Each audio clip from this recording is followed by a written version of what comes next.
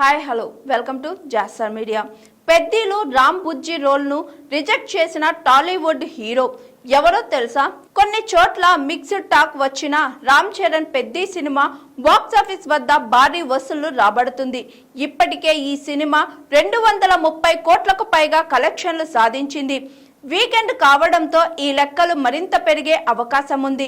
బుచ్చిబాబు సన్న తెరకెక్కించిన ఈ సినిమాలో రామ్ చరణ్ క్రికెటర్గా, కుస్తీ యోధుడిగా, బ్లడ్ రన్నర్ గా 3 డిఫరెంట్ పాత్రలు పోషించారు. తన అద్భుతమైన నటనతో సినిమాను నెక్స్ట్ లెవెల్ కు తీసుకెళ్లిపోయాడు.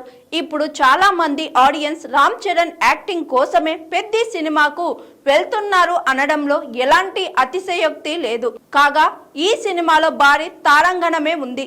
హీరోయిన్ గా జాహ్నవి కపూర్ ఆకట్టుకుంది.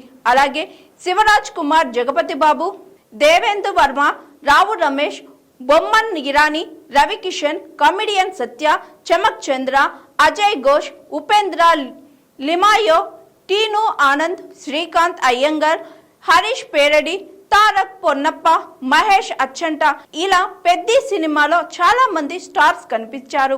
అయితే పెద్ది సినిమాలో బాగా హైలైట్ గా నిలిచిన రోల్ దేవేంద్ర శర్మది అని చెప్పుకోవచ్చు.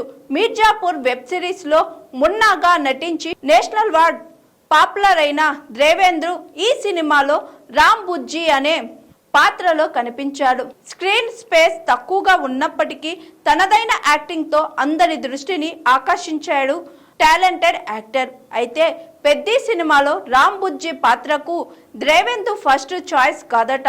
డైరెక్టర్ బుచ్చిబాబు ఈ పాత్ర కోసం స్టార్ యాక్టర్ బండి సరోజ్ కుమార్ ని అనుకున్నారట. పెద్ది కథతో పాటు తన రోల్ గురించి కూడా చెప్పారట. సరోజ్ కుమార్ కు కూడా ఈ రోల్ బాగా నచ్చేసిందట. అయితే అప్పటికే తన చేతిలో చాలా సినిమాలు ఉండటం, పైగా సహాయక పాత్ర కావడంతో పెద్ది సినిమా చెయ్యలేనని సున్నితంగా తిరస్కరించాడట.